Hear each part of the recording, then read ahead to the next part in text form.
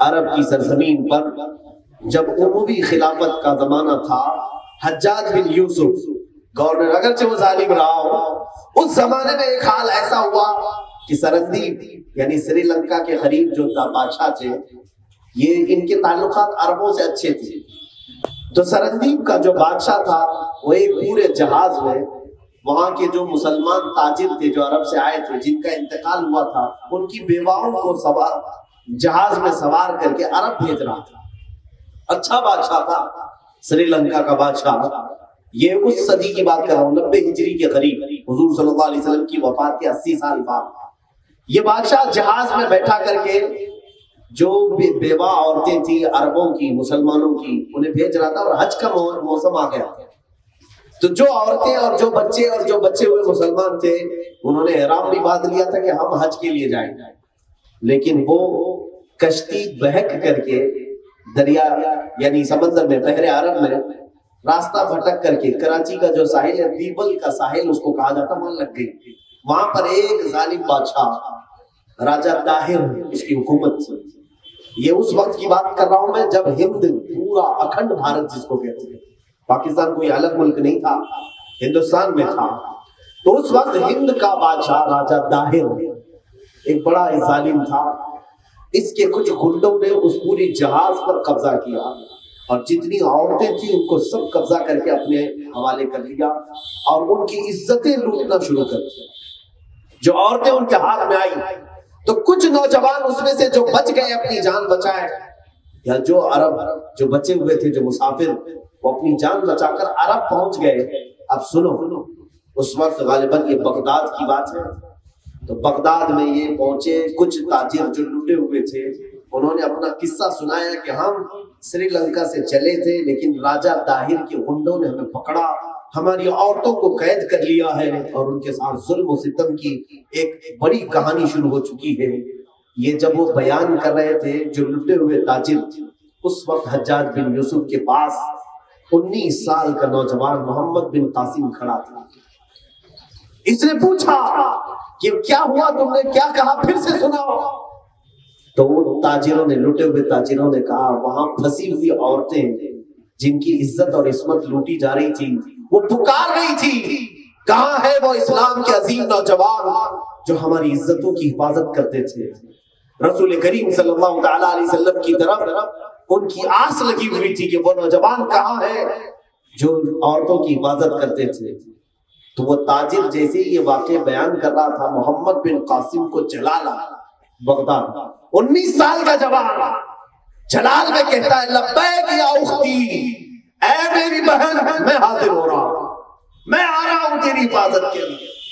اسی وقت شامی فوج 6000 سے 10,000 کے قریب لشکر لے کر کے محمد بن قاسم 19 سال کا جوان آیا ہندوستان میں۔ سب سے پہلا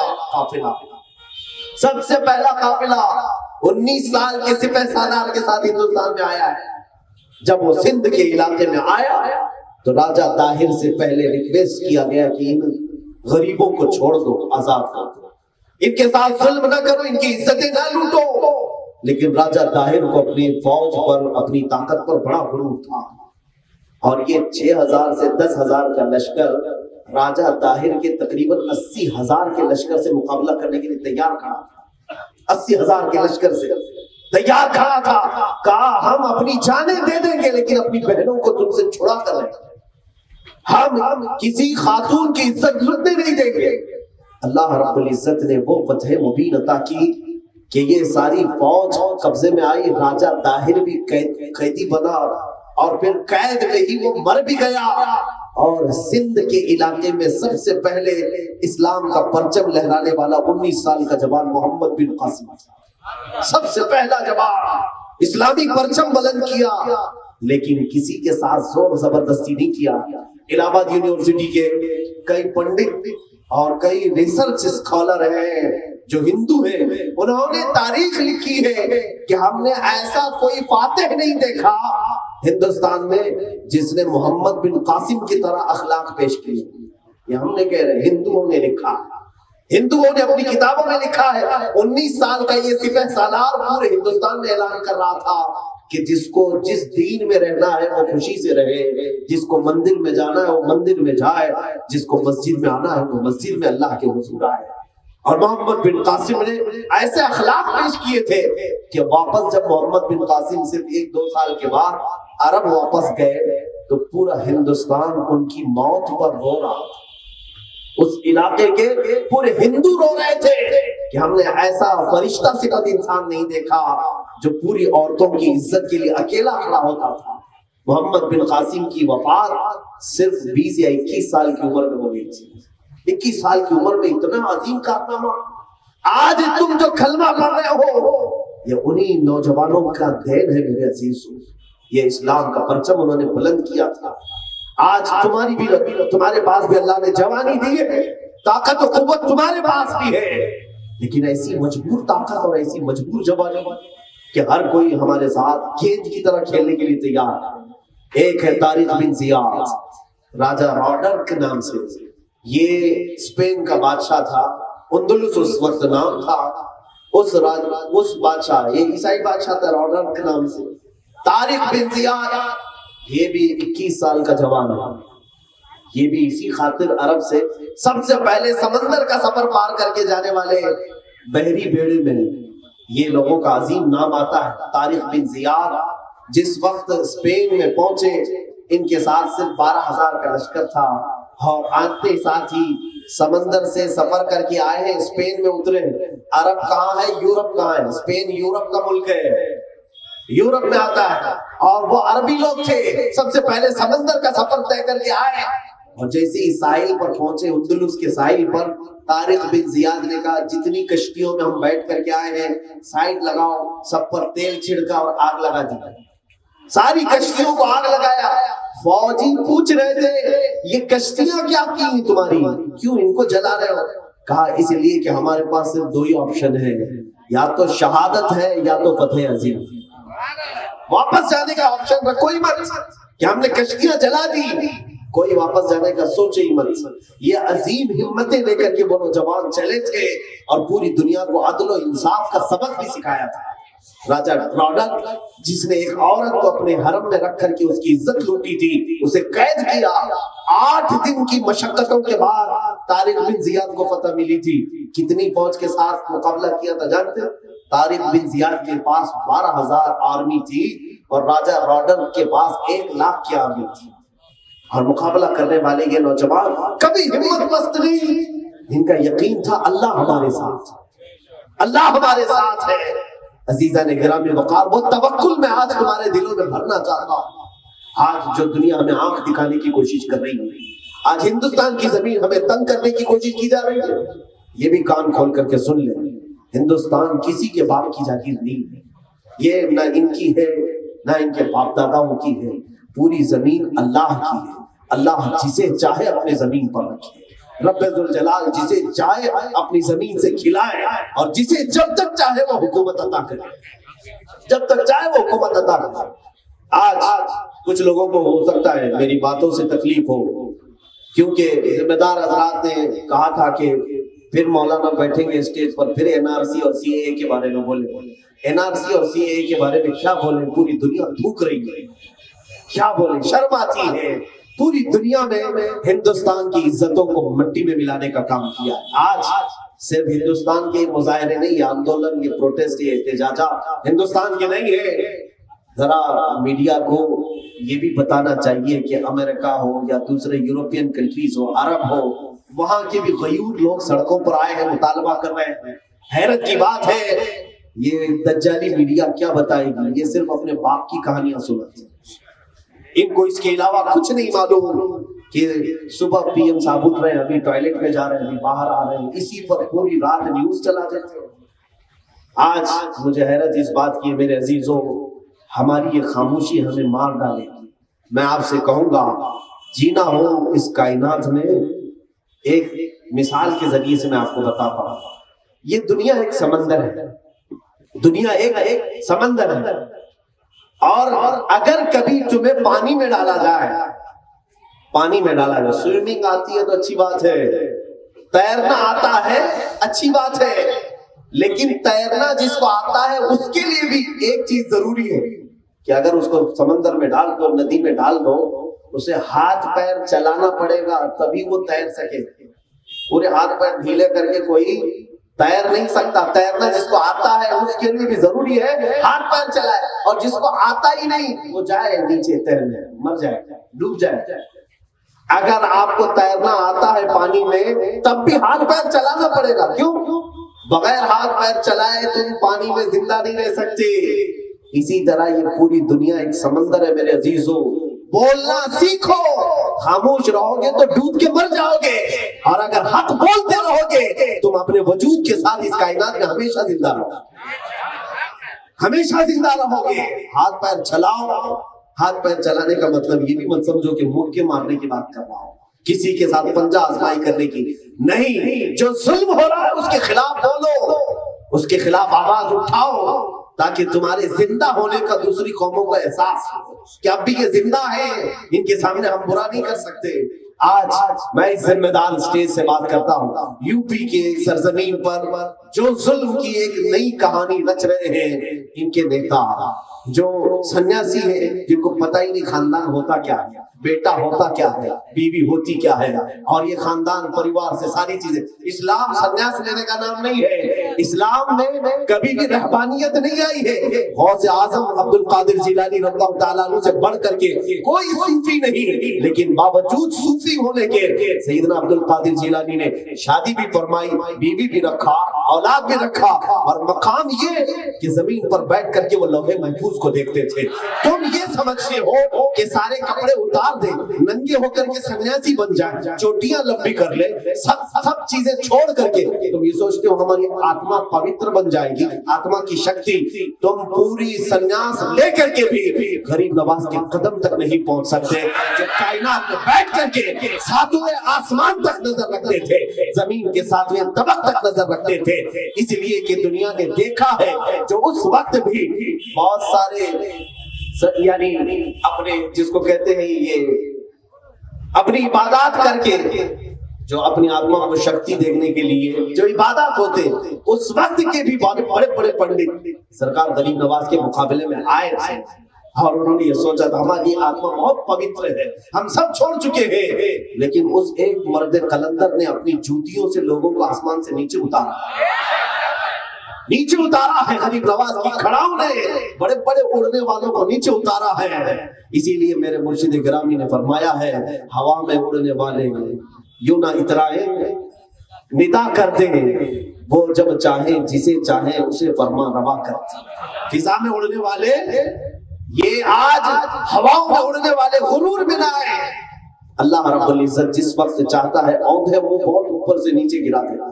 اتر پردیش کی سرزمین کے واقعات دل دہلا رہے ہیں. میں آج آخر میں یہ باتیں اس لیے کہہ رہا ہوں کہ ایک بڑی بے وقوفی کی بات ہے.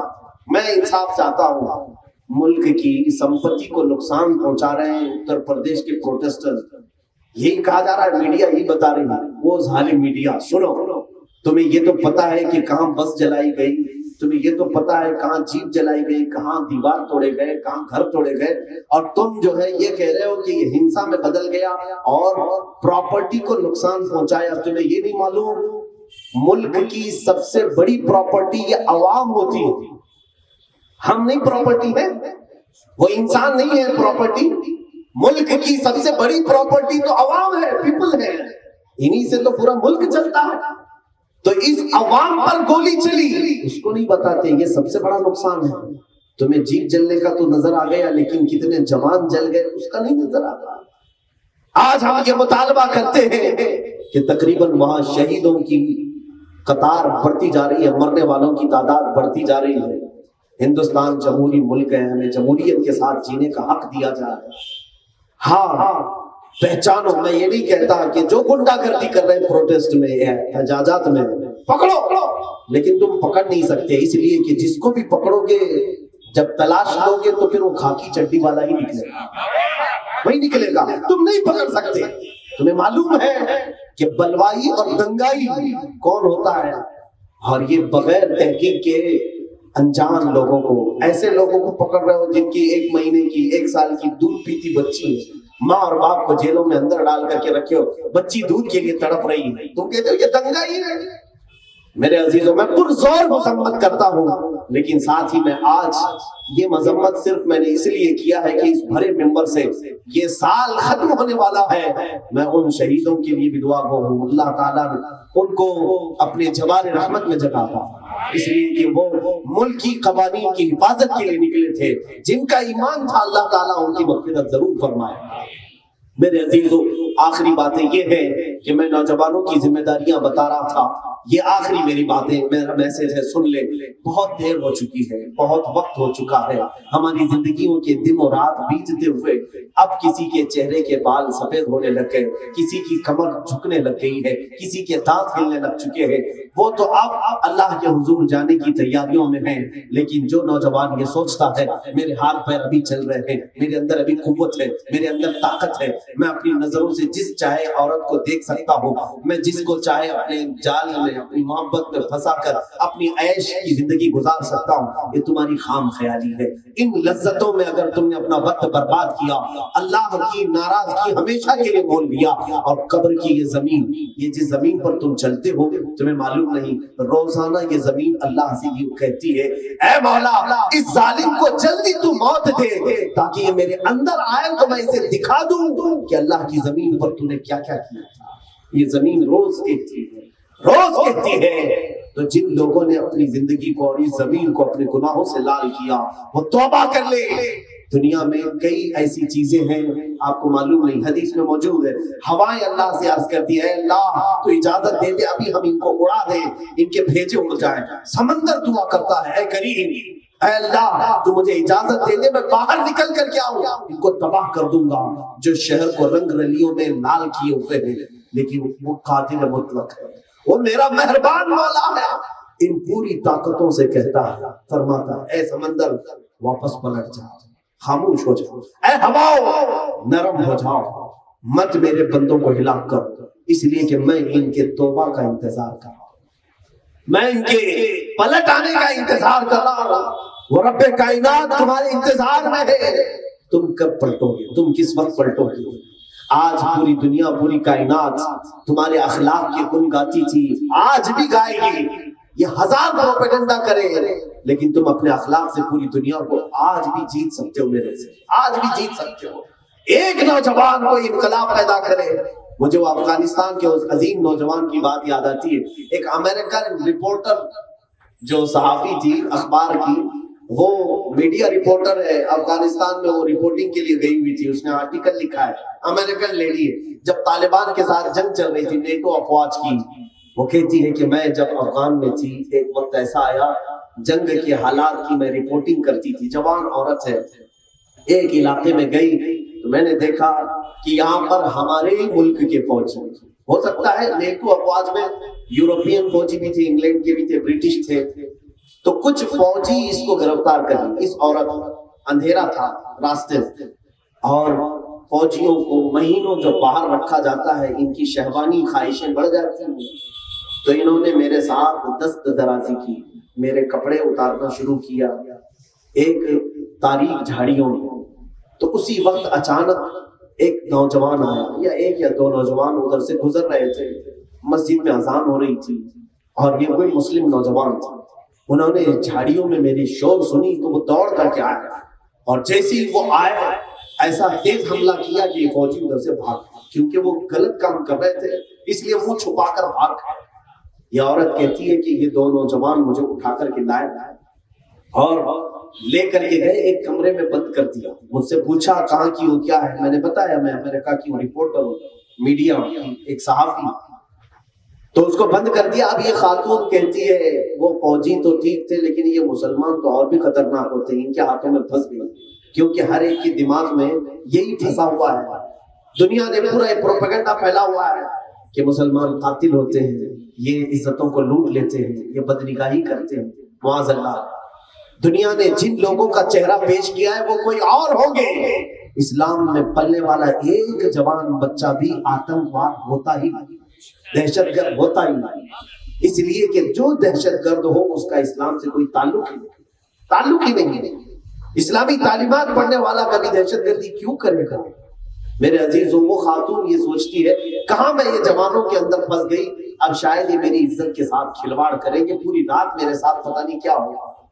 وہ کہتی ہے میں اسی ڈر کے مارے سہم کر کے اپنے کمرے میں رات بتا رہی تھی، اچانک دروازہ کھلا، تھوڑا سا دروازہ کھلا، ایک جوان نے مجھے کپڑے اندر دیے، نئے کپڑے تھے، کپڑے آ گئے، میرے کپڑے سب جگہ جگہ سے پھٹے ہوئے تھے، میرا جسم دکھ رہا تھا، میں نے کپڑے تبدیل کر لیے۔ پھر تھوڑی دیر کے بعد دروازہ کھلا، کھانے کا برتن آیا، کھانا پیش کیا، میں بھوکی تھی، کھانا کھا لیا، میں نے سوچا پتہ نہیں یہ کیا میرے ساتھ کرنے جا رہا ہے، اچھے کپڑے بھی دے دیا، کھانا بھی کھلایا، رات پوری گزر گئی، کوئی نہیں آیا، باہر سے دروازہ بند تھا۔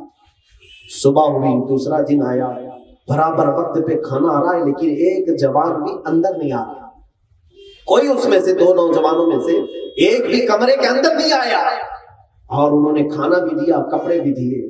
دوپہر کے وقت جو ہے دروازہ کھٹکھٹانے کی آواز آئی، میں نے دروازہ کھولا تو دیکھا کہ ہمارے ایمبیسی کے کچھ لوگ تھے اور یہ دو نوجوان بھی ساتھ میں تھے۔ تو دو نوجوان ایمبیسی سفارت خانے سے کچھ ذمہ دار لوگوں کو لے کر کے آئے تھے، وہ آئے اور انہوں نے کہا چلیے محترمہ ہمارے ساتھ چلیے، آپ کے ساتھ کیا ہوا ہمیں رپورٹ کر دیجیے۔ یہ خاتون کہتی ہے میں گئی ایمبیسی میں، ساری رپورٹنگ کی، میرے ساتھ بلاತ್ಕಾರ کی کوشش کی دو نوجوان فوجیوں نے۔ اب وہ کون سے ملک کے فوجی ہیں مجھے معلوم نہیں، اندھیرا تھا، لیکن ان دو جوانوں نے میری عزت کی حفاظت کی، انہوں نے مجھے بچایا۔ اور اس ایمبیسی والے نے یہ کہا کہ آپ کو معلوم نہیں یہ کل رات سے ہی ہمارے ایمبیسی میں تعلق قائم کیے ہوئے ہیں، اور آج آ کر کے ہم سے یہ ریکویسٹ کر رہے ہیں کہ جب تک تو اپنے وطن نہیں پہنچ جاتی اس وقت تک یہ یہیں کھڑے رہیں۔ انہوں نے یہاں تک کہا، وہ خاتون کہتی ہے میری آنکھوں میں آنسو آتے ہیں۔ کوئی ایسا بھی ہوتا ہے جو کسی عورت کی عزت کی حفاظت کے لیے اس قدر متاثر ہو کر کے کھڑا، اتنا حساس ہو؟ وہ خاتون کہتی ہے میں نے تھینکس کیا، شکریہ ادا کیا، وہ چلے گئے نوجوان باہر۔ اس کے بعد اس سفارت خانے والوں نے اس خاتون کو اپنے ملک بھیج دیا، امریکہ۔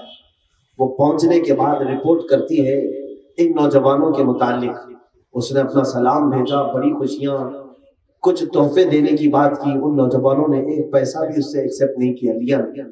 سنیے اب بات، اس نے ایک آرٹیکل لکھا، جب میں مصر میں تھا دیکھا تھا، اس خاتون نے یہ لکھا کہ میں آج علل اعلان کہتی ہوں کہ اگر کہیں عورتوں کی عزت کی حفاظت ہے تو وہ اسلام ہے، اور میں بڑی خوشی کے ساتھ اسلام قبول کرنے پر فخر محسوس کرتی ہوں۔ اس خاتون نے اسلام کی آغوش میں پناہ لی، اسلام قبول کیا۔ اب مجھے یہ نہیں معلوم کہ وہ آج تک ہے کہ نہیں ہے، شاید کافی دنوں پہلے کی خبر ہے، لیکن اس واقعے نے مجھے جھنجھوڑ دیا تھا کہ یہ ہے وہ رسول اللہ کے نوجوان جنہوں نے پوری کائنات کی عزتوں کی حفاظت کا صحرا اپنے سروں پر سجایا۔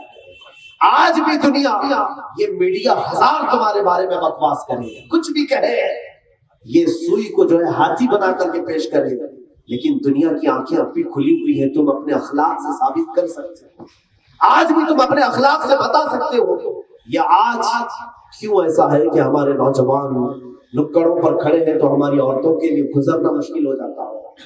تم میں سے کوئی نوجوان کی ذمہ داری کیوں نہیں لیتا کہ اگر میں کسی عورت پر بد نگاہی کرتا ہوں تو خواہ کیوں میں ایسی بات کروں جو میں میری ماں کے ساتھ نہیں پسند کرتا؟ کیا آپ اپنی ماں کے ساتھ یہ پسند کرتے ہو کہ کوئی دوسرا تمہاری ماں کی طرف بد نگاہی کرے، بری نظر سے دیکھے؟ تمہاری ماں بھی تو ایک عورت ہی ہے، تمہاری ہو سکتا ہے بہن نہ ہو، بیوی نہ ہو، ماں تو ہوگی، اگر ہے نہیں تو کبھی تو رہی ہوگی۔ جس نے بھی کسی خاتون کے ساتھ اس کی عزتوں کے اوپر حملہ کیا، اسے یاد رکھنا چاہیے اس نے عورت ذات کے ساتھ ناانصافی کی جس میں اس کی ماں بھی شامل ہے، اس کی ماں بھی شامل ہے۔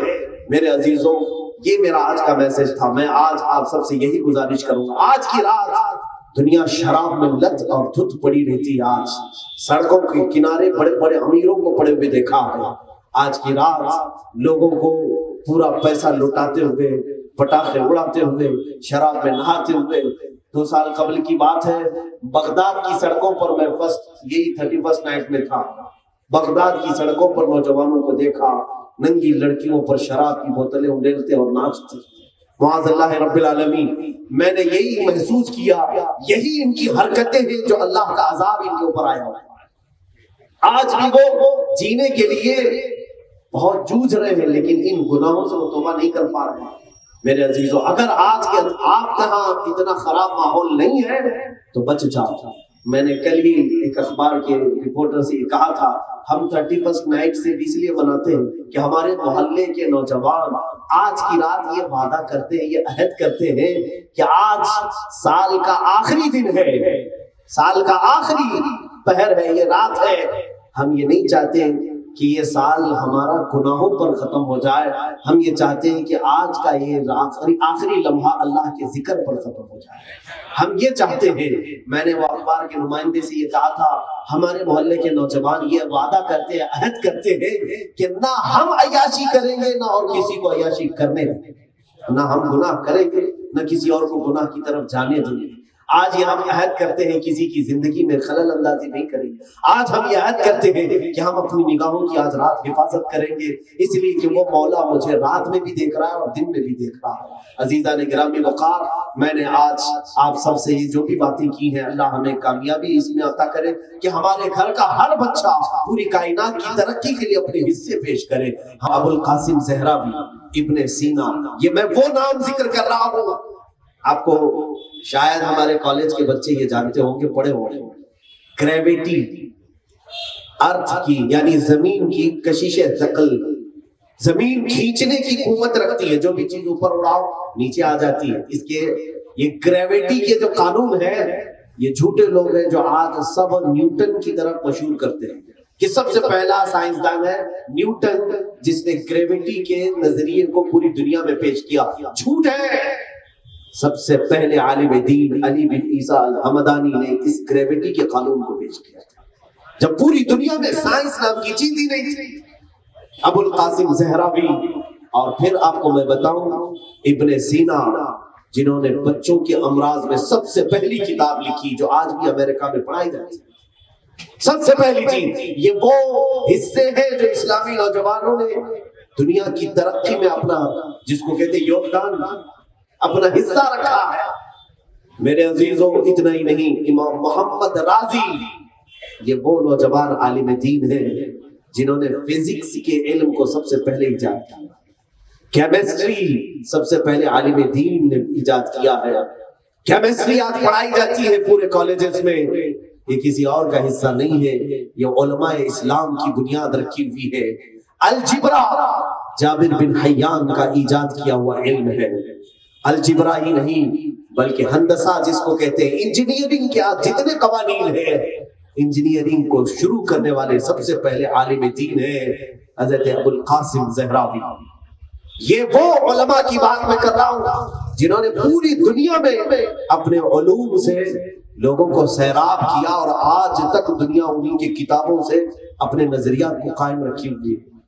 اور آپ کو یہ بھی میں بتاؤں، سب سے پہلے دنیا کے گول ہونے کا نظریہ بھی جنہوں نے پیش کیا وہ علی بن عیسیٰ حمدانی تھے۔ سب سے پہلے وہ عالم دین ہیں جنہوں نے دنیا کے گول ہونے کا نظریہ پیش کیا۔ آپ تو صرف نیوٹن کو جانتے ہیں، آئنسٹائن کو جانتے ہیں، بس انہی لوگوں کو کتابوں میں پڑھا ہے۔ یہی تو افسوس ہے، ہمارے بچے اسلامی تاریخ سے ناواقف، اسلامی تاریخ سے ناواقف ہے۔ آج میں آپ سے یہی پوچھنا چاہتا ہوں، یہ باتیں میں آپ کی رغبت کے لیے بتا رہا ہوں، ہماری عمریں اتنی بیت گئی، کیا ہم نے بھی اس کائنات کے لیے کچھ حصہ رکھا ہے؟ ہم نے کچھ ترقی کرنے کے لیے کچھ نظریات پیش کیے ہیں، اور ہمیں فخر ہے ہندوستان میں بھی بابا میزائل عبدالکلام تھے، ایک مسلمان۔ میں چاہتا ہوں کہ اسی طرح سے نوجوانوں کی یہ ذمہ داریاں ہیں کہ وہ اللہ رب العزت کی روئے زمین پر بوجھ بن کر کے نہ رہے، بلکہ اس کائنات کی ترقی میں اپنا کچھ حصہ چھوڑ کر کے جائیں۔ یہ وہ علماء ہیں جن کو تاریخ کبھی بھلا نہیں سکتی۔ ایک ہم ہیں کہ ہمارے مرنے کے بعد ہماری قبریں بھی مٹ جائیں گی، ہمارے نام بھی بجھ جائیں گے، پتہ نہیں کب آئے تھے اور کب چلے گئے، ہماری تاریخ ختم ہو جائے گی۔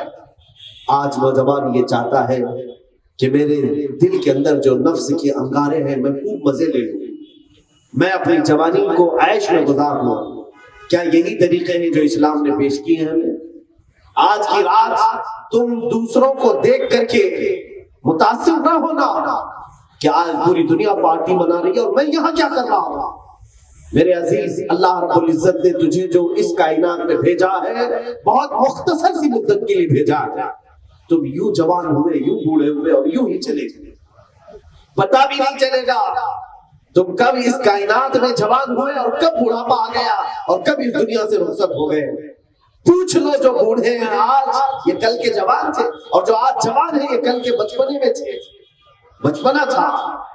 یہ دنیا اتنی تیزی سے بھاگتی جا رہی ہے اور ہم اپنے راتوں کو اور اپنے دنوں کو عیاشیوں میں بتا رہے ہیں۔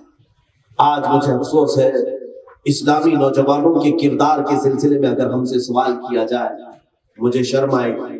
میں افسوس کے ساتھ کہوں گا، ہاں میں نے ایک بات یہ پیش کی کہ اسلام کے وہ عظیم ہونہار نوجوان جو علماء اسلام تھے، جنہوں نے سب سے پہلے ہمیں دنیا گزارنے، دنیا پر حکومت کے سلیقے سکھائے۔ آپ کو معلوم نہیں، لے آؤٹ بنانے کے طریقے سب سے پہلے سیدنا عمر فاروق رضی اللہ تعالیٰ عنہ نے پیش کیے، بیت المال کا طریقہ سیدنا ابوبکر صدیق نے پیش کیا ہے، اور جنگی مہم اور جنگوں کے طور طریقے یہ اسلام کے دیے ہوئے ہیں۔ سیاست کرنا پورا اسلام کا طریقہ تھا، یہ گندی سیاست نہیں۔ پارلیمنٹ چلانے کے طریقے یہ اسلام کے دیے ہوئے ہیں، گھر کے بنانے کے طریقے اسلام کے دیے ہوئے ہیں، روڈ بنانے کے طریقے اسلام کے دیے ہوئے ہیں۔ مسلمانوں کا ایک دو حصہ نہیں ہے میرے عزیزوں کائنات میں۔ میں جانتا ہوں مصر میں نے دیکھا تھا، اٹلی کے، یورپ کے کچھ بادشاہ وہ ہیں جو اپنے بچوں کو اندلس میں جب مسلمانوں کی حکومت تھی، علماء ربانیین وہاں تھے، اپنے بچوں کو علماء اسلام کے پاس پڑھنے کے لیے بھیجتے تھے۔ کون؟ یورپ کے بادشاہ۔ اور جب ان کے بچے علماء اسلام سے پڑھ کر کے یورپ میں آتے تھے تو پورا یورپ ان کو دیکھنے کے لیے جمع ہوتا تھا، یورپ ان کو دیکھنے کے لیے جمع ہوتا تھا کہ یہ وہ لوگ ہیں جو عربوں سے سیکھ کر کے آئے ہوئے ہیں، عربوں سے پڑھ کر کے آئے ہوئے ہیں۔ میرے عزیزو، آج الٹا نہیں ہے، آج انگریز آئے تو ان کو دیکھنے کے لیے جمع ہو جاتے ہیں۔ آج ہم پوری طرح سے الٹ کیسے گئے، ہمارا حصہ کہاں چلا گیا؟ چلو آج اگر آپ یہ سمجھتے ہو کہ مولانا لوگ صرف مسجد کی بات کرتے ہیں، میں میرے عزیز آپ سے یہ گفتگو کر رہا ہوں، نماز عبادت اسلام کا ایک حصہ ہے، پورا اسلام نہیں۔ عبادت اسلام کا ایک حصہ ہے، پورا اسلام عبادت ہی نہیں ہے، یعنی نمازیں ہی پورا اسلام نہیں۔ اسلام میں بہت سارے شعبے ہیں، تمام شعبوں کی طرف بھی آپ کی توجہ ہونی چاہیے۔ آج تجارت کے اصول ہم بھول گئے، تجارت کے جو اصول تھے وہ اسلام کے دیے ہوئے تھے۔ فقہ کی کتابیں آج بھی بھری ہوئی ہیں، تجارت کے اصول پورے علماء کو آج بھی پڑھائے جاتے ہیں۔ یہ افسوس کی بات ہے کہ علماء تجارت میں ایک بھی نہیں دکھتے، لیکن تجارت کے پورے مسائل پڑے ہوئے، خرید و فروخت کے مسائل، خیار عیب، خیار شر، یہ کتنے مسائل پڑے ہوئے علماء موجود ہیں، لیکن تجارت میں ان کا کوئی حصہ نہیں ہے۔ اسلام نے سب سے پہلے تجارت کے اصول بتائے، غلامی سے پوری کائنات کو آزاد کرنے والا اسلام ہے، عورتوں کی غلامی سے آزاد کرنے کے لیے اسلام نے عظیم پیغامات دیے۔ یہ تمام چیزیں میرے عزیزوں صرف کہانیاں نہیں ہیں جو ہم آپ کو سنا کر کے سلا دیں۔ میں آپ سے پوچھنا چاہتا ہوں، آج کے نوجوان سے، آپ کا کیا حصہ ہے اس پوری کائنات میں؟ تمہارا کیا حصہ ہے؟ افسوس ہوگا اگر میں یہ ساری تقریر کسی اور کے سامنے کروں کہ سب سے پہلے مجھے یاد ہے امام رازی بغداد کے ایک بڑے مشہور سائنسدان، عالم دین، ڈاکٹر بھی ہیں، طبیب بھی ہیں، بغداد میں ہاسپٹل بنانے کے لیے خلیفہ نے سب سے پہلے ہاسپٹل بھی اسلام کا دیا ہوا طور طریقہ، پہلے لوگ گھروں سے علاج کراتے، ہاسپٹل بنانے کا ایک علم ہے، کہاں بننا چاہیے۔ ممبئی میں تو کہیں بھی بن جائے گا، یہ الگ بات ہے کہ جگہ کی قلت ہے، لیکن اس کے اصول ہیں۔ یہ اصول سب سے پہلے کس نے پیش کیے تھے جانتے آپ؟ بغداد میں جو خلیفہ وقت تھے، انہوں نے امام رازی سے پوچھا کہ ہمیں ایک مستشفیٰ بنانا ہے۔ مستشفیٰ کہتے ہیں جہاں مریضوں کی دیکھ بھال کی جائے، اچھے ڈاکٹر ان کا علاج کریں، ہمیں ایک ایسا گھر بنانا ہے، ہاسپٹل بنانا۔ کس جگہ بنا ہے؟ بغداد کی۔ انہوں نے کیا نظریہ پیش کیا تھا، آج تک لوگوں کی عقلیں حیران ہیں۔ امام رازی نے کہا کہ مجھے کچھ کچے گوشت کے ٹکڑے لا کر کے، کسی بیل کے یا جانور کے ذبح کرنے کے بعد اس کے گوشت کے ٹکڑے لا کر کے، کافی ٹکڑے ان کے پاس لا کر کے دیے گئے، بڑے بڑے ٹکڑے۔ ہر ٹکڑے کو انہوں نے لکڑی میں پرو دیا اور کہا بغداد کے ہر محلے میں یہ لگا دو، ایک ایک لکڑی، ہر محلے میں ایک ایک لکڑی جس کے اوپر گوشت لٹک رہا ہو لگا دیا گیا۔ یہ کیا طریقہ ہے، کیوں گوشت لٹکا رہے ہیں، کسی کے سمجھ میں نہیں تھا۔ بغداد میں لٹکائے گئے، وہ گوشت لٹکتا رہا 3 دن تک۔ اس کے بعد امام رازی نے ہر جگہ کے اس لٹکے ہوئے لکڑی پر جو لٹکے ہوئے گوشت تھے ان کو واپس منگوایا، لاؤ۔ اب اس میں سارے جو ٹکڑے تھے سب کی کیفیت الگ تھی۔ کچھ گوشت کے ٹکڑے وہ تھے جو بالکل سڑ چکے تھے، سوکھ چکے تھے، کچھ وہ تھے جن میں بدبو تھی، لیکن ایک ٹکڑا ایسا تھا جس میں ابھی بھی تازگی باقی تھی، لیکن اس میں ہلکا پن آیا ہوگا مرجھانے کا، لیکن تازگی باقی تھی۔ امام راضی نے پوچھا یہ ٹکڑا کس محلے میں لگا تھا؟ بتایا گیا فلاں محلے میں یہ لگا تھا۔ کہا اسی جگہ پر ہاسپٹل بننا چاہیے تاکہ مریضوں کا جسم جلدی نہ سکے۔ یہ نظریہ سب سے پہلے پیش کیا کہ ایسی جگہ ہاسپٹل ہو جہاں کی فضا مریض کے جسم کو جلدی متاثر نہ کرے۔ اس وقت سارے لوگوں کی عقلیں حیران تھی، کیا یہ بھی کوئی علم ہوتا ہے؟ ہاں، یہ ہمارے علماء اسلام ہیں جنہوں نے پوری دنیا کو زندگی گزارنے کا طریقہ بتایا ہے۔ آج جن کو پیشاب کرنے کا طریقہ نہیں، وہ پارلیمنٹ میں بیٹھ کر کے اسلام پہ باتیں کرتے ہیں۔ انہیں کیا معلوم ہے کہ اسلام کی تاریخ میں علماء اسلام نے کیا کیا حصے رکھے ہیں۔ ہماری کتابیں، یہ افسوس ہے کہ ہمارے بچے ہماری تاریخ سے واقف نہیں ہیں، ہمارے بچوں کو ان اصول سے واقف نہیں کرایا گیا۔ آج کی مجلس میں میں صرف اسی ٹاپک کو لے کر کے بیٹھا ہوں۔ تقریریں بہت ساری سنتے ہوں گے آپ، فضیلتوں میں، واقعات میں، لیکن میں آج آپ کی پرانی تاریخ کی طرف لے جا رہا ہوں۔ سال گزرتے جا رہے ہیں میرے عزیزوں، 2019 بھی چلا گیا، تمہاری زندگی کا ایک سال یوں ہی چلا جا رہا ہے۔ اب جو بچے ہوئے سال ہیں، کیا آپ میں سے بھی کوئی تیار ہے کہ میں بھی اپنی محنتوں سے اس کائنات کے لیے کوئی نظریہ پیش کر دوں؟ ایسے بہت سارے بچے ہیں جو بچپن میں ایک اعلیٰ سوچ رکھتے ہیں اور وہ نئی نئی چیزیں ایجاد کرتے ہیں اور وہ تاریخ میں رقم ہو جاتی ہے، تاریخ میں رقم ہو جاتی ہے۔ بنو امیہ کی جب خلافت کا زمانہ تھا، آپ کو یہ بھی سن کر کے حیرت ہوگی، ایک ایسی چیز جو آج سب کے پاس ہے، آپ کے سب کے پاس ہے، اور اسی سے ہمارا دن رات معلوم پڑ رہا ہے، اسی سے ہمارے ساری چیزیں معلوم پڑ رہی، سب کے پاس ہے تقریباً۔ بنو امیہ کی جب خلافت تھی، ایک چھوٹا سا بچہ اس نے سب سے پہلے گھڑی بنانے کا طریقہ بتایا۔ یہ وقت معلوم کرنے کے طریقے نہیں تھے اس وقت، سورج دیکھ کر کے لوگ وقت طے کرتے تھے۔ صبح ابھی اتنا پہر، 2 پہر سے پہر، 4 پہر تھی، یعنی پورے 24 گھنٹوں کو 8 پہر میں ڈیوائیڈ کیا تھا۔ 8 پہر جانتے تھے لوگ، سورج کی روشنی دھیمی ہو جائے تو یہ پہر چل رہا ہے، کڑک ہو جائے تو یہ پہر چل رہا ہے، لیکن آج کوئی سورج کی طرف نہیں دیکھتا، فوراً اپنی گھڑی کی طرف دیکھتا۔ راتوں کو وہ لوگ وقت طے کرتے تھے، ان کی سحری افطار سورج اور چاند سے ہی چلتی تھی۔ کون سی گھڑی تھی؟ سب سے پہلے یہ گھڑی بنانے کا طریقہ بھی بنو امیہ کی خلافت میں ایک نوجوان عالم دین نے پیش کیا تھا۔ وہ بچے تھے اگرچہ، لیکن سب سے پہلا یہ طریقہ انہوں نے پیش کیا۔ عزیزان گرامی وقار، 1 2 نہیں، جیولوجیا، فزکس، کیمسٹری، الجبرا، اور پھر یہ ہندسہ جس کو آج انجینئرنگ کے کورس میں پڑھایا جاتا ہے، یہ سب علماء اسلام کے دیے ہوئے ہیں۔ میتھمیٹکس کے سب سے عظیم جو فنڈے ہیں آج بھی، اوکلیدس، لوگارزم، یہ سب اسلامی علماء کے دیے ہوئے ہیں۔ ہو سکتا ہے میری باتیں کچھ کو باؤنس جا رہی ہوں، کیوں جائیں گے؟ اسی لیے کہ تاریخ معلوم نہیں۔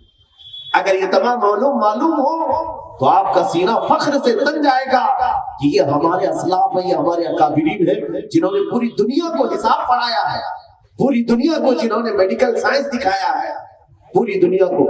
ایک عالم دین ہے شیخ ابن سینا، اور ان کا نام ہے علی بن عیسیٰ الحمدانی۔ ایک اور بزرگ ہے، کیمرے کے متعلق سب سے پہلے انہوں نے بتایا تھا کہ کچھ شعائیں ہوتی ہیں جو قید کرتی ہیں۔ ایکس رے کا علم یہ علماء اسلام کا دیا ہوا۔ کتنی باتیں میں پیش کروں، وقت کم ہے، کسی کو تفصیلات چاہیے تو انٹرنیٹ پر جا کر کے سرچ کرے۔ میں جو بول رہا ہوں کیا یہ لفاظی ہے یا حقیقت ہے؟ ڈھونڈنا تو میں پتا چلے گا کہ یہ سارے علوم علماء اسلام کے دیے ہوئے، آج پوری دنیا ایکس رے پر چل رہی ہے، ہر چیز ایکس رے کے ذریعے سے معلومات کی جا رہی ہے کہ نہیں؟ یہ سارا علم علماء اسلام کا دیا ہوا ہے۔ تاریخ اس لیے بتانا ضروری ہے میرے عزیزوں، تاکہ ہمارے نوجوانوں میں یہ بات نہ آ جائے کہ اسلام صرف جو ہے 11ویں کے پکانے کے کھچڑے اور نیاز میں ہی ختم ہو جاتا ہے۔ کوئی یہ نہ سمجھ لے کہ صرف شربت بانٹنے کا نام اسلام ہے، صرف ٹوپی پہننے کا نام اسلام ہے، صرف داڑھی رکھنے کا نام اسلام ہے۔ اسلام وہ ہے جو پوری کائنات کو زندگی گزارنے کا طریقہ دیتا ہے، چاہے وہ عرب ہو۔ افریقہ کی سرزمین پر جب صحابہ پہنچے تھے، وہاں تو لوگوں کو کپڑے پہننے کا طریقہ بھی نہیں معلوم تھا، کپڑے بھی نہیں پہنتے تھے، پتوں سے اپنے جسموں کو چھپاتے تھے، وہ بھی صرف سطر جو جسم کا شرمگاہ کا حصہ ہے۔ کپڑے پہننے کے طور طریقے بھی اسلام نے افریقی لوگوں کو سکھایا ہے۔ اسلامی یہ علماء ہیں جنہوں نے پوری کائنات کو ڈھنگ دیا ہے، اصول دیا ہے۔ ہندوستان میں یہ جتنی ترقی کے راہ آج دیکھ رہے ہیں، یہاں پر بھی میرے عزیزوں 700 سال تک علماء ربانیین رہے۔ ہر مغل بادشاہ ہو کہ کوئی بھی بادشاہ ہو، لیکن بادشاہوں کے زمانے میں علماء ربانیین تھے، علماء اسلام تھے، انہوں نے تحقیقات پیش کی ہیں۔ آج بھی جو یہاں پر پرانے اینٹک چیزیں جو ہندوستان میں ہیں، جو پوری دنیا میں ہندوستان جس وجہ سے عجائبات میں مشہور ہے، تاج محل کی بنیادیں رکھنے والے اور اس کو جس انداز سے بنانے والے، اتنے 100 سال گزر گئے لیکن اس کے آج بھی بنانے کے طور طریقوں کو کاپی بھی نہیں کیا جا سکا۔ یہ وہ دور ہے جو اسلام کا روشن دور تھا، اور علماء ربانیین نے ہر پیدا ہونے والے نوجوان کو علوم سکھائے تھے۔ یہاں آج حال یہ ہے کہ ہم اپنے بچوں کو آوارہ چھوڑتے ہیں۔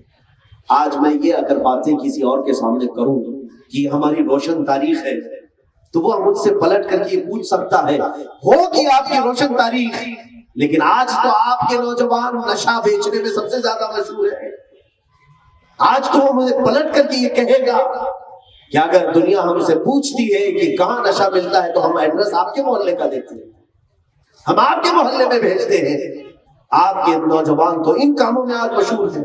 میرے عزیزوں، بہت عظیم تبدیلی ہمارے اندر آ گئی، یعنی اتنی خطرناک تبدیلی، تھوڑا بہت بھی کمپیریزن میں ہم بیٹھ نہیں پاتے۔ کہاں ہماری تاریخ اور کہاں آج کے دن جو ہماری حالتیں ہیں ایجوکیشن کے معاملات میں، ہم سب کے استاد رہے ہیں، ہم سب کے استاد رہے ہیں۔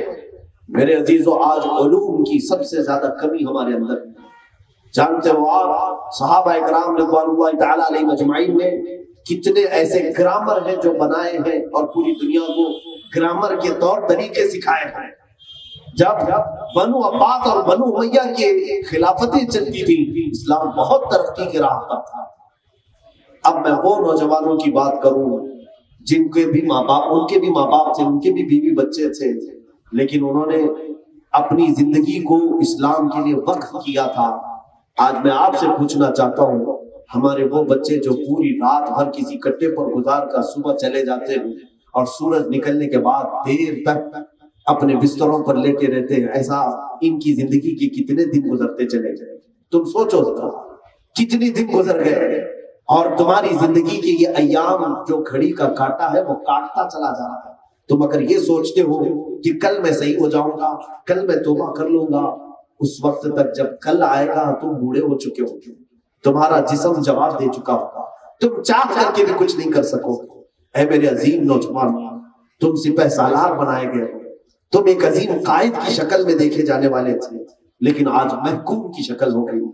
ہم ہر جگہ پر لوگوں کے نعرے لگانے کے لیے مشہور ہو گئے ہیں، اس لیے کہ دنیا آج ہمیں اسی کام کے لیے استعمال کر رہی ہے۔ جتنی سیاسی پارٹیاں ہیں یہ سب ہمارے ساتھ کھلونے کی طرح کھیلتی ہیں۔ انہیں معلوم ہے چند سکے انہیں دیتے ہیں، یہ اس پارٹی میں بھی آئیں گے، اس پارٹی میں بھی آئیں گے۔ کیا نہیں دیکھتے آپ الیکشن کے ٹائم پر ہر پارٹی کے پیچھے نعرے لگانے کے لیے ہمارے نوجوان گھوم رہے ہیں؟ تم تو قائد تھے، تم تو رسول پاک صلی اللہ علیہ وسلم کا عظیم دین اپنے کندھوں پر اٹھائے ہوئے ہیں۔ تمہیں رب ذوالجلال نے قرآن جیسا عظیم تحفہ دیا ہے جو پوری کائنات میں کسی کے پاس نہیں ہے، کسی کے پاس نہیں، وہ کتاب تمہارے پاس ہے۔ ایسا کیسے ہو سکتا ہے جس قوم کے پاس ایسی کتاب ہے کہ وہ آج تک 1400 سال ہو گئے چیلنج کر رہا ہے پوری دنیا کو، لاؤ ایسی کتاب کوئی آج تک لا نہ سکا. تمہارے پاس اتنا عظیم تحفہ تھا لیکن تم غلام کیسے ہو دوسروں کے غلام کیسے بنے ہو؟ روٹی کپڑے اور قوت کے نام پر تم پتہ نہیں کتنے لوگوں کے ہاں کتوں کی طرح ان کے ہاں نگرانی پر رکھے جا رہے ہیں. میرے عزیزو، معاف کرنا کہ میرے جملے اگر سخت ہوں لیکن یہ حقیقت بات ہے، یہ حقیقی بات ہے. عزیزان گرامی وقار، رسول کریم صلی اللہ تعالیٰ علیہ وسلم کی بارگاہ میں ایک نوجوان آیا. آج میں اپنے بچوں سے کہتا ہوں تو ہو سکتا ہے کہ یہ سوچیں کہ اتنی جلدی بھی کیا ہے، یہ کبھی ہم کو ٹوپی کی بات کریں، کبھی داڑھی کی بات کریں، کبھی لباس کی بات کریں اور کبھی نماز کی بات کریں. اور کچھ نوجوان کترا کر کے چلے جاتے ہیں. کیوں کتراتے ہو؟ کیوں دور بھاگنا چاہتے ہو؟ میں تمہارے کسی بھی خوشی کا دشمن نہیں ہوں، تمہاری خوشیوں کا دشمن بن کر کے نہیں آیا ہوں، بلکہ دیکھو تم چھوٹی سی لذت کے لیے ہمیشہ ملنے والی جنت کو یہاں پر قربان کر رہے ہو، جو رب ذوالجلال نے تمہارے لیے شرابن طہورا جنت میں بنا رکھا ہے. مائے سلسبیل ہے، حوض کوثر ہے، تسنیم ہے، وہاں کی حوریں ہیں، وہاں کی نعمتیں ہیں. بار بار رب ذوالجلال نے تمہارے لیے وعدہ کیا. تمہاری آنکھیں ادھر بند ہوئی کہ حوران جنت دروازے جنت پر تمہارے استقبال کے لیے تیار ہے، تمہارے استقبال کے لیے تیار ہے.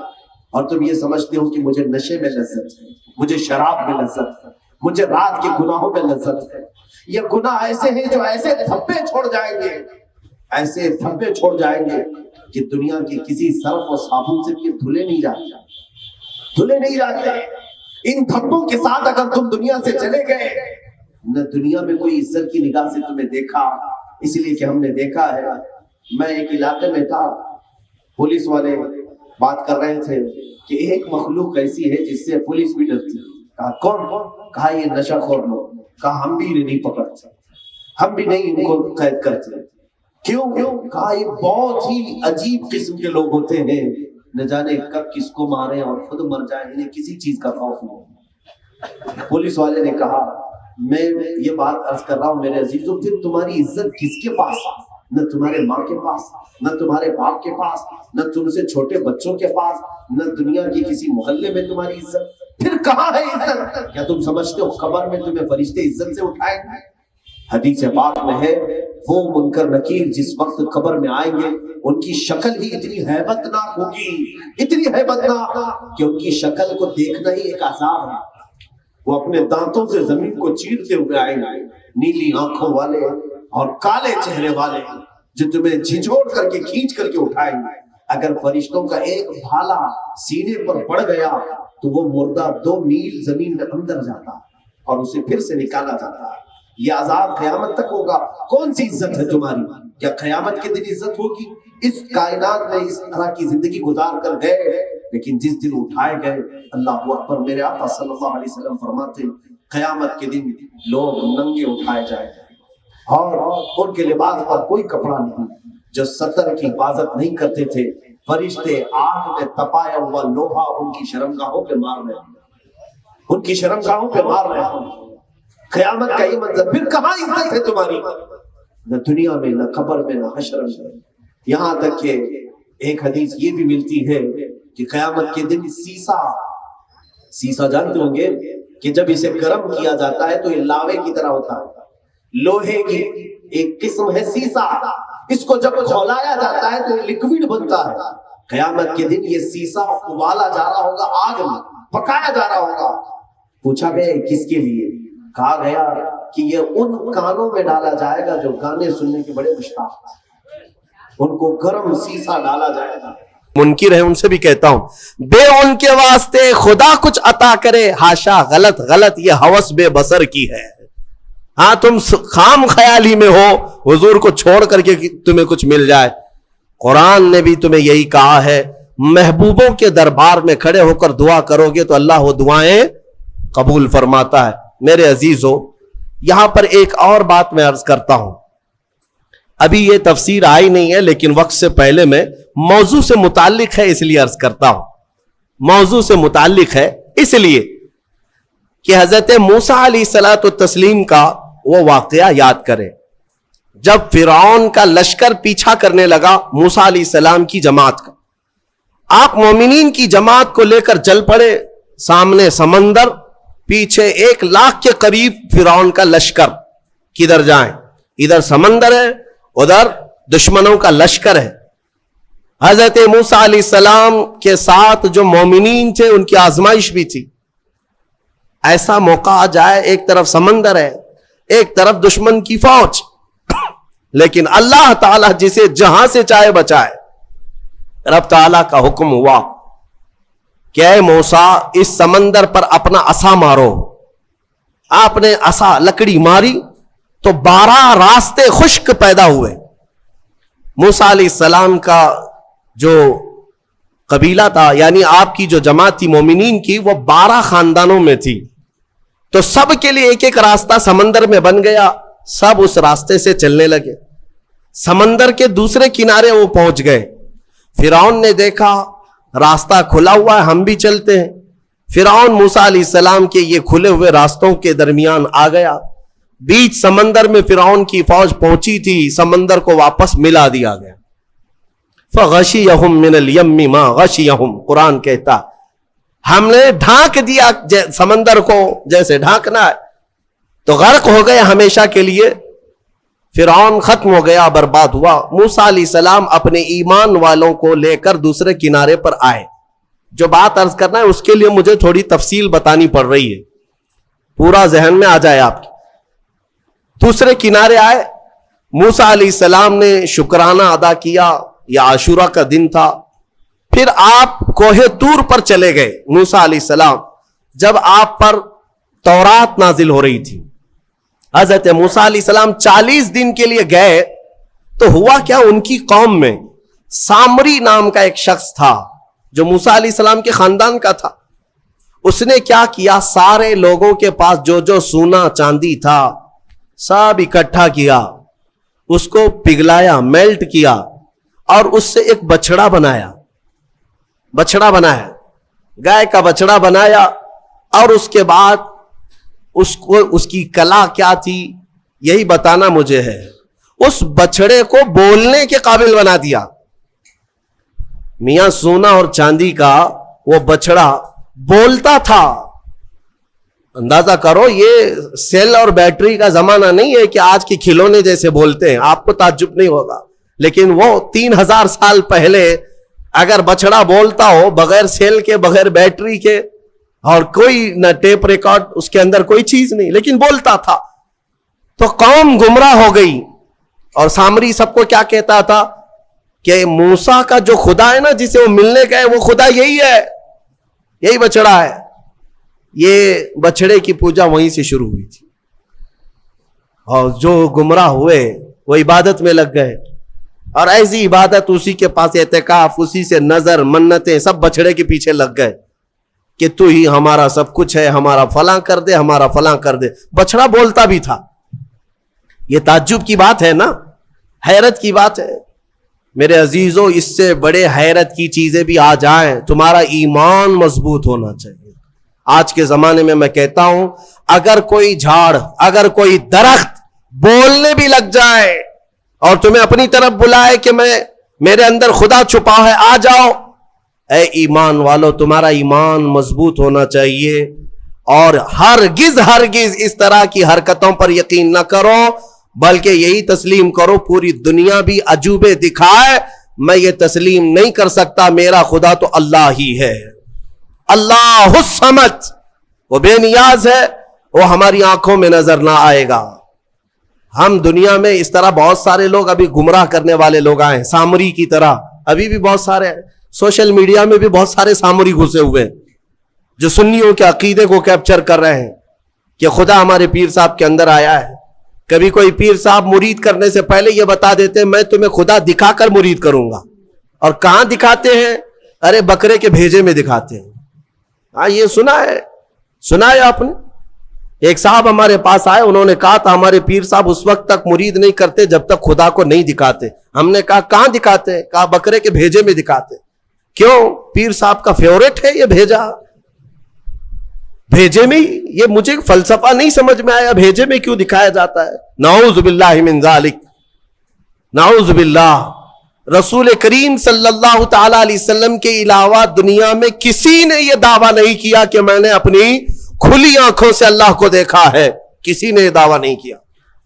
عالم خواب میں، عالم وجد میں اگر اللہ نے اپنی تجلیات کسی ولی کو دکھایا تو اس کا ہم انکار نہیں کرتے، لیکن یہ جو حرکتیں ہیں یہ گمراہی ہے میرے عزیز، یہ گمراہی ہے، گمراہی ہے. تو سامری نے یہ کام کیا. بات طویل ہو جا رہی ہے، جو بات کہنی تھی مجھے وہ بہت قریب میں لے آتا ہوں. سب پوجا پاٹ میں لگ گئے، عبادت میں لگ گئے، اللہ کی عبادت سے دور بچڑے کی عبادت میں لگ گئے. موسیٰ علیہ السلام جب واپس آئے تو دیکھا ان کی قوم گمراہ ہو چکی ہے. 40 دن کا جو گیپ تھا نا، یہ قوم کو گمراہ کر گیا. اسی لیے بزرگوں نے فرمایا کہ جو عالم دین ہے یا مبلغ اسلام ہے وہ اپنی قوم سے زیادہ دور نہ رہا کرے. قوم کے اندر ہمیشہ نصیحت کرنے والا ہونا چاہیے، ورنہ گمراہ ہو جائے گی.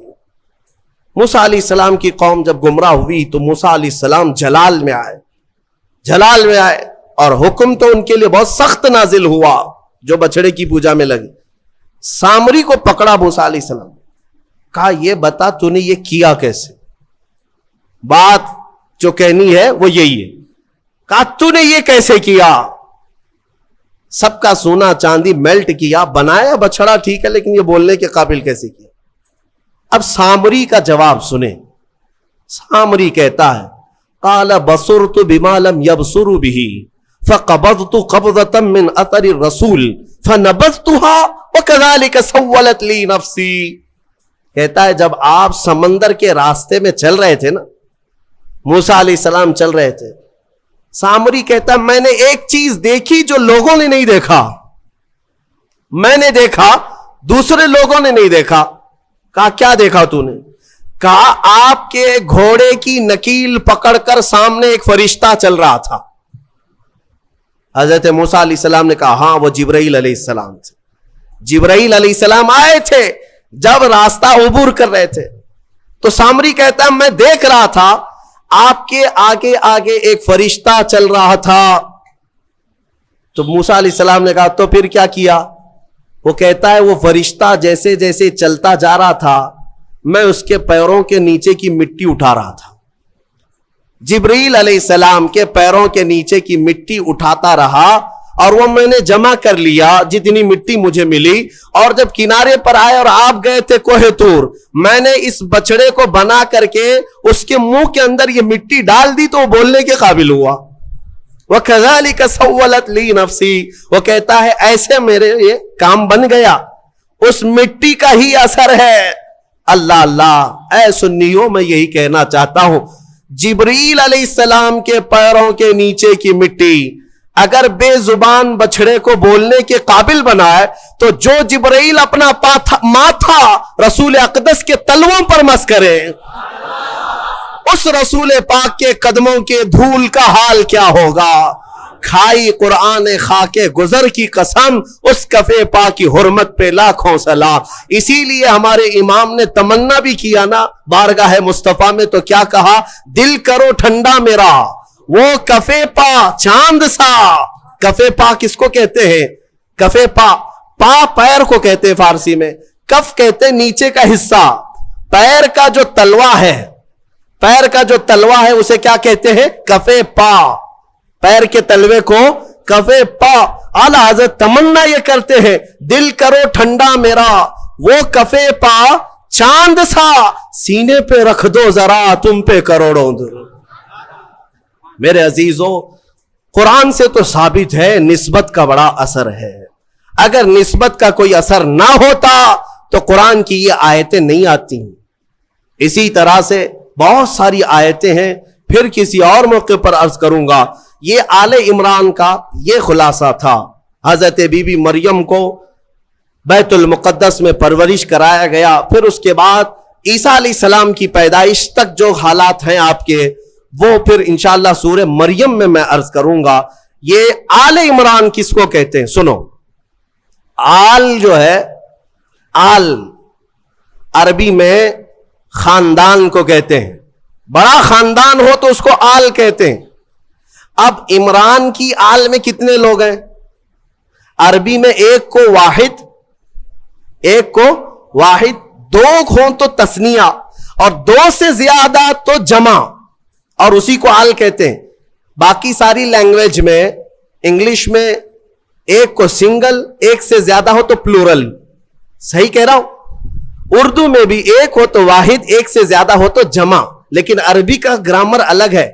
عربی میں ایک ہو تو اسے واحد، دو ہو تو اس کے لیے ایک لفظ ہے تثنیہ، دو کو جمع نہیں کہتے عربی میں، دو کو جمع نہیں کہتے، دو سے زیادہ ہو تو عربی میں اس کو جمع کہتے ہیں، اور آل کے لیے جمع ہونا ضروری ہے، دو سے زیادہ ہونا چاہیے، تب اس کو کیا کہتے ہیں؟ آل۔ لیکن یہاں پر ایک مسئلہ ہے، حضرت عمران کی آل میں کتنے لوگ ہیں؟ آل کیوں کہہ رہا ہے قرآن؟ حضرت عمران کی ایک بیٹی بی بی مریم، ایک بیٹی بی بی مریم، اور مریم کا ایک بیٹا عیسیٰ علیہ السلام، اس کے بعد اولاد ہے؟ ایک بیٹی ہے، ایک نواسا ہے، لیکن قرآن ان کو کیا کہہ رہا ہے؟ آل عمران۔ بات سمجھ میں آ رہی ہے؟ آل عمران۔ ہم نے یہ گرامر اور قواعد کو پوچھا کہ جمع ہو تو آل کہا جاتا ہے، یا دو کو ہی آل کہہ رہے؟ بی بی مریم اور حضرت عیسیٰ یہ دو ہی مل کر کے عمران کی آل ہو گئے؟ تو مفسرین نے فرمایا یہ قاعدہ اپنی جگہ پر، لیکن اے لوگوں، اگر کوئی خاندان میں سب سے زیادہ شریف ہو تو ایک بھی جو ہے وہ 1000 کے برابر ہوتا ہے۔ حضرت عمران کی آل میں ایک بی بی مریم ہے جو سب سے پاک خاتون ہے، اور ایک نواسا ہے جو اللہ تعالی کی طرف سے ایک ایسی آیت اور نشانی لے کر کے آیا، دنیا میں اس کا مثل کوئی نہیں، وہ عیسیٰ علیہ السلام بغیر باپ کے پیدا ہوئے۔ اس نشانی کو دنیا میں کہیں اور دیکھا آپ نے؟ تو دو ایسی اولاد ہے جس کی وجہ سے قرآن نے ان کو آل عمران کہا۔ اس سورے کی بڑی برکت ہے، اس میں کچھ آیتیں ہیں، اس سے قبل بھی میں نے تفسیر میں بتایا تھا، آیت نمبر میں آپ کے سامنے ذکر کر دیتا ہوں تاکہ اس کے فوائد معلوم ہو۔ جب کبھی آپ کی گھر میں عورتیں حاملہ ہوں یا بچے کی ولادت کے اوقات آ جائیں تو ان آیتوں کی تلاوت جاری رکھیں، نیک و صالح اولاد پیدا ہوگی، نیک و صالح اولاد پیدا ہوگی۔ یہ سورہ آل عمران کی جو آیتیں ہیں، اور دو آیتیں ایسی بھی میں آپ کو بتا دیتا ہوں۔ مفسر شہیر حکیم الامت نے فرمایا اگر کوئی قرض کے بوجھ سے پریشان ہے اور تنگ دستی کا شکار ہے، مال میں کمی، اسباب میں کمی، روزگار نہیں، یا اس پر بوجھ ہے مال کا، تو اس کے لیے فرمایا دو آیتیں، یا پھر کسی حاکم سے ڈر لگتا ہے، حاکم سے ڈر لگتا ہے اور کسی کے پکڑنے کا خوف لگتا ہے، لیکن تم صاف ہو، یہ دو آیتیں اگر عشاء کی نماز کی آخری 2 رکعت نفل میں 5 مرتبہ پڑھو گے تو اللہ ساری محتاجی دور فرمائے گا۔ یہ میرے تجربے کی بات بتا رہا ہوں، الحمدللہ میرا اس پر عمل بھی ہے، ورد بھی ہے، اور ان آیتوں کی برکت سے ہم نے دیکھا کہ بڑے بڑے ظالموں سے کبھی خوف نہیں محسوس ہوتا۔ اللہ تعالیٰ نے دل کو مضبوط رکھا ہے، دل کو مضبوط رکھا، یہ آیتوں کی برکت ہے۔ میں وہ دونوں بتاتا ہوں۔ پہلے وہ آیتیں جو سورہ مریم کی ہیں، جس میں اللہ تبارک و تعالیٰ نے حضرت بی بی مریم کی ولادت کا جو ذکر فرمایا، آیت نمبر 33 نہیں، آیت نمبر 35، آیت نمبر 36، آیت نمبر 37، یہ 3 آیتیں ہیں، 35، 36، 37 سورہ آل عمران کی یہ 3 آیتیں ہیں۔ عورتوں کو اس کی تلاوت کرنے کے لیے آپ کہا کریں، اور اگر درد کی شدت بڑھ جائے کبھی ولادت کے وقت میں، ان 3 آیتوں کا ورد کریں، انشاءاللہ سارا درد نکل جائے گا، اور اللہ اسے راحت عطا فرمائے گا، اور اس پر اسے اجر بھی عطا فرمائے گا۔ جو بھی بچہ ہوگا انشاءاللہ نیک و صالح ہوگا۔